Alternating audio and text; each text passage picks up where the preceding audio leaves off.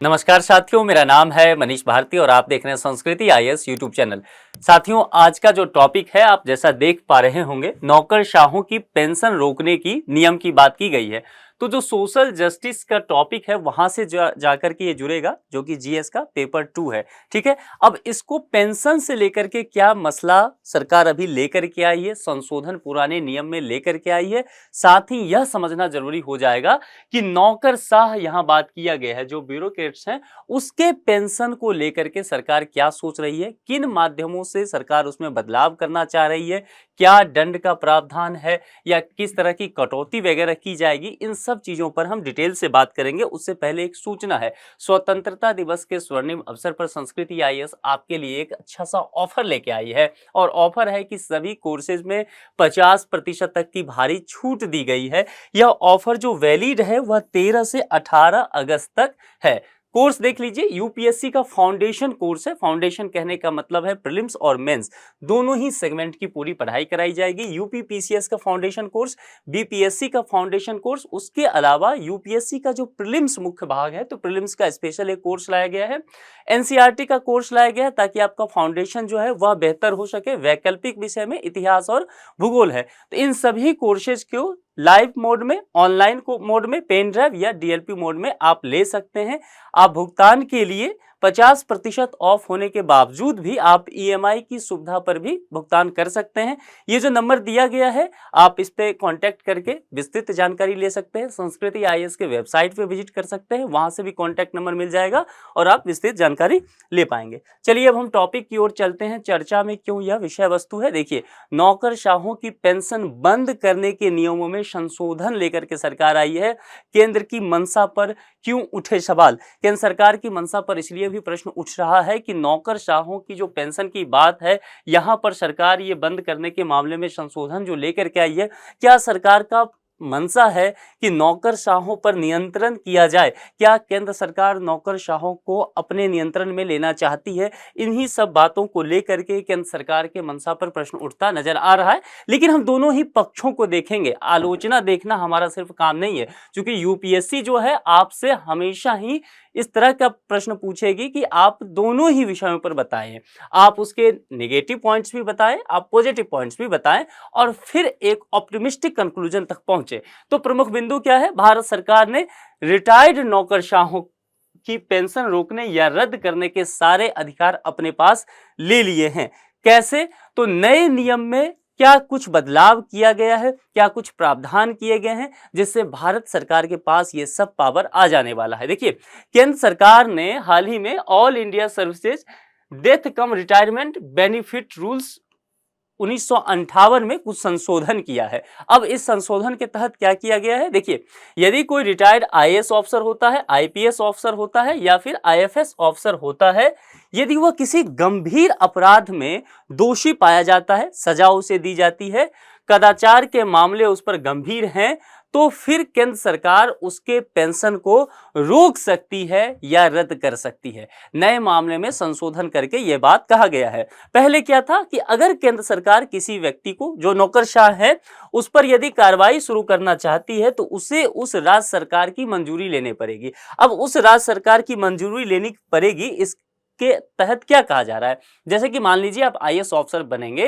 तो आपका कोई ना कोई कैडर होगा। संभव है आप बिहार कैडर का आईएएस ऑफिसर बने, उदाहरण के तौर पे। तो मान लीजिए यदि केंद्र सरकार पाती है कि कोई व्यक्ति दोषी है और उस पर कार्रवाई करना चाहती है उस अधिकारी पर, तो उससे पहले उसके जो निजी कैडर है वहां के राज्य सरकार से बात करनी पड़ेगी। अब बिहार कैडर का आईएएस ऑफिसर है तो बिहार सरकार से अनुमति लेनी पड़ती थी। इस सब में क्या होता था, बहुत लंबा मामला चला जाता था। कई बार दोनों ही राज्यों में अलग अलग दल की सरकारें होती थी, तो मामला प्रशासनिक से हट करके राजनीति का हो जाता था और फिर ठोस कार्रवाई उस पर, उस अधिकारी पर नहीं हो पाता था। इसलिए ऐसा था कि अधिकारी जो है जन कल्याण के कार्य से विमुख भी होते हुए नजर आ रहे थे। यानी कि कहीं ना कहीं चेक एंड बैलेंस करना चाह रही है केंद्र सरकार, एक दबाव बना करके रखना चाह रही है।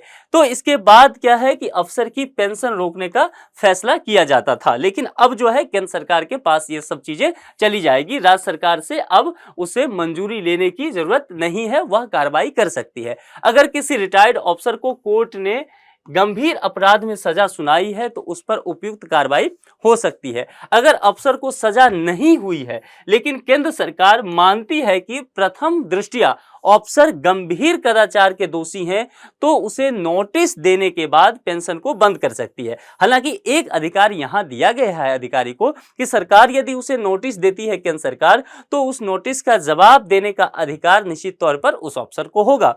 इस मामले में सरकार का निर्णय फिर अंतिम होगा। वह जो भी जवाब देगी केंद्र सरकार उस पर विचार करेगी और केंद्र सरकार का जो विचार है वही अंतिम निर्णय माना जाएगा, यह कहा गया है। यहीं पर बात आकर के थोड़ा सा विवाद से भी जुड़ता है कि केंद्र सरकार ही अंतिम निर्णायक होती है, तो अब तो संभव है कि अपने पसंद के अफसरों पर वह उस हिसाब से कार्रवाई करे। जो अफसर उसे पसंद ना हो या उसके अनुकूल काम करते हुए नहीं नजर आएगा, सरकार उस पर कार्रवाई कर सकती है। इससे अफसरों में कहीं न कहीं भय का माहौल हो सकता है और वह कह सकते हैं कि स्वतंत्रता पूर्वक कार्य नहीं कर पाएंगे। इसकी उम्मीद जताई जा रही है। किन अपराधों पर हो सकती है कार्रवाई, इसे समझिए। किस तरह के अपराध पेंशन बंद करने की वजह है, इसका विस्तार से अभी सरकार के द्वारा नहीं बताया गया है। हालांकि एक शब्द का उसमें जिक्र किया गया है कि यदि गंभीर रूप के अपराध हों। अब देखिए जरा, गंभीर रूप के अपराध जो हैं क्या माना जाता है, जैसे कि हत्या का अपराध माना गया, करप्शन का अपराध मान लिया जाता है, रेप का अपराध मान लिया गया है ना। तो ये सब जो अपराध हैं या सुरक्षा के दृष्टिकोण की बात करें तो राष्ट्रीय सुरक्षा से समझौता करने की बात है। अब आईएएस ऑप्शन हैं, आईपीएस हैं, आईएफएस हैं और देश के जो जरूरी मसले हैं, डॉक्यूमेंट्स हैं, वह दुश्मन राष्ट्रों के साथ साझा करते हैं। इस स्थिति में ये सब गंभीर अपराध के अंतर्गत आ जाता है। जो अभी तक मामले चलते आए हैं उससे हम यहां तक निष्कर्ष तक पहुंचे हैं। हालांकि केंद्र सरकार संभव है आगे इसका विस्तार रूप से जिक्र कर सकती है। संवेदनशील सरकारी सूचनाओं की सुरक्षा को सुनिश्चित करने वाले ऑफिशियल सीक्रेट एक्ट 1923 के तहत आने वाले अपराध भी इसके तहत शामिल हो जाएंगे और अन्य अपराधों को भी इसके तहत शामिल किया गया जिसकी चर्चा अभी हमने की है। गंभीर कदाचार में उन सूचनाओं को उजागर करना शामिल है जो भारत के सार्वजनिक हित या सुरक्षा को प्रभावित कर सकते हैं, जैसा कि मैंने पहले ही बात किया है। अब देखिए जरा, यहाँ इंटेलिजेंस ब्यूरो, प्रवर्तन निदेशालय जिसे ईडी भी कहा जाता है, इसके अधिकारी अपने विभाग से संबंधित ऐसी कोई भी सामग्री प्रकाशित नहीं कर सकते हैं और संवेदनशील सूचना जाहिर नहीं कर सकते जो भारत की सुरक्षा के लिए खतरा पैदा करता है। यदि वो इस तरह की घटनाओं में संलिप्त पाए जाते हैं तो इसे गंभीर कदाचार का रूप भी माना जाएगा, जिसकी चर्चा हमने ऑलरेडी की ही है। अब प्रश्न यह उठता है कि बदलाव तो हमने देख लिया है, सरकार क्या क्या बदलाव करने जा रही है, संशोधन करने जा रही है, लेकिन यहीं पर प्रश्न यह उठता है कि बदलाव क्यों करने जा रही है। ठीक है, अब देखिए, अधिकारियों का आचरण अच्छा हो।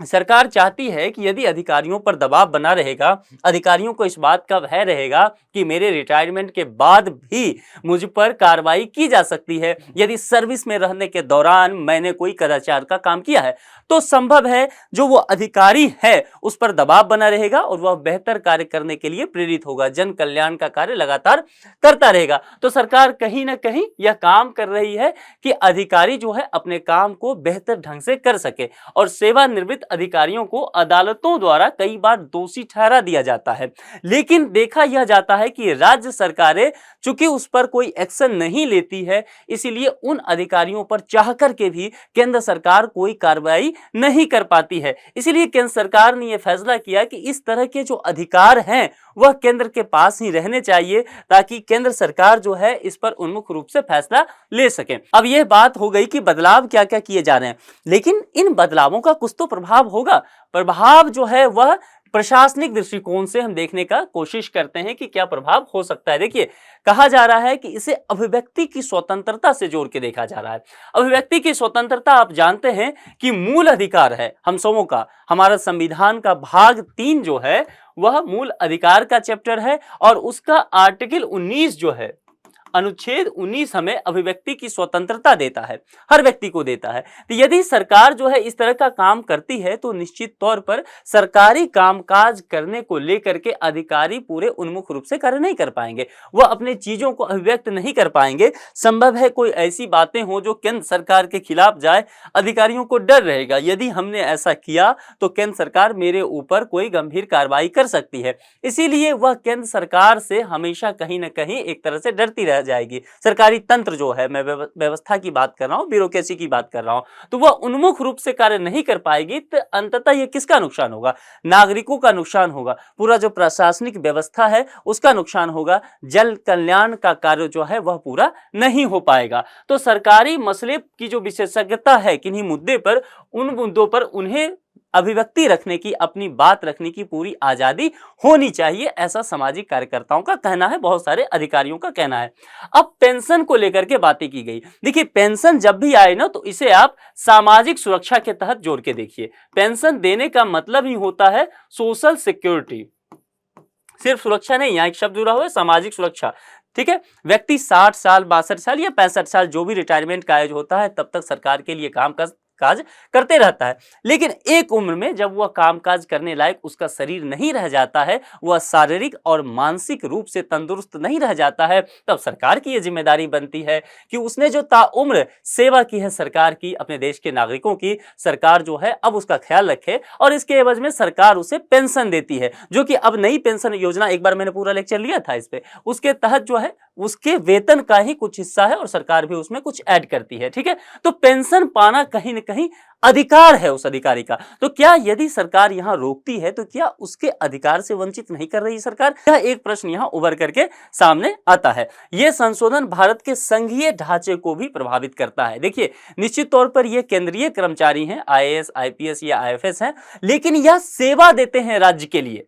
ध्यान देना है, कैडर इनका कोई न कोई स्टेट डिफाइंड होता है कि ये बिहार कैडर के हैं, ये तमिलनाडु कैडर के हैं, ये गुजरात कैडर के हैं, या फिर ये नागालैंड कैडर के हैं। तो कहीं न कहीं ये राज्य सरकारों के पास जाकर के अपनी सेवाएं दे रहे होते हैं। तो यदि संघीय ढांचा की बात करें, तो राज्य और केंद्र दोनों को ही कदम ताल मिला करके कार्य करना चाहिए, ताकि कार्य सुचारू रूप से चल सके। लेकिन केंद्र सरकार यहां सारा अधिकार अपने पास रख रही है। इनफैक्ट जो राज्यों से पहले अनुमति लेना पड़ता था, उस संबंधित कैडर के अधिकारियों पर कार्रवाई करने से पहले, अब केंद्र सरकार को यह करने की भी जरूरत नहीं है। इस संशोधन के बाद केंद्र सरकार सीधे उस अधिकारी पर कार्रवाई कर सकती है। तो क्या भारत के संघीय ढांचा पर यह प्रभाव नहीं है? निश्चित तौर पर यह प्रभाव वहां पड़ेगा, यह प्रहार वहीं पर पड़ रहा है। यहां पर कहीं ना कहीं राज्य सरकार के अधिकार पर अंकुश लगाने की बात की जाती रही है। तो यह संबंधित पूरा मुद्दा है, इस पर अभी बहुत सारा डिटेल्स आना बाकी है, आप नजर बनाए रखिए। क्योंकि देखिए, मुद्दा जो है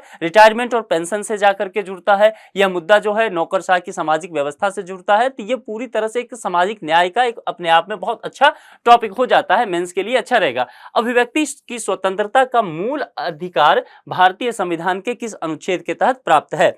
यह क्वेश्चन है आज का, इसका जवाब मैं नहीं देता हूं, प्रीलिम्स का स्तर का प्रश्न है, जवाब आप लोग ही देते हैं। और मैं लगातार देखता हूं कि आप लोग बहुत अच्छा जवाब दे रहे हैं। आप में से बहुत सारे लोग तो लॉजिक भी देते हैं कि यह प्रश्न सही है, या इसमें से यह विकल्प सही है तो वह सही क्यों है, कोई विकल्प गलत है तो गलत क्यों है। ये बहुत अच्छी बात है। इसका मतलब जो है, देखिए, हमारा आपका संवाद जो है ऑफलाइन नहीं है, ऑनलाइन है। इसी कैमरे के माध्यम से मैं आपसे जुड़ रहा हूं, और आप जो कमेंट कर रहे हैं तो मैं समझ रहा हूं कि आप क्या पढ़ रहे हैं, आपकी स्थिति कैसी है। तो इसमें 4 विकल्प दिए गए हैं, 4 में से जो भी सही लगे, आप फिर से, जैसा कि आप करते आए हैं, कमेंट बॉक्स में लिखिए, हम उसे देखते हैं और फिर उसके हिसाब से हम आगे कार्य करते हैं।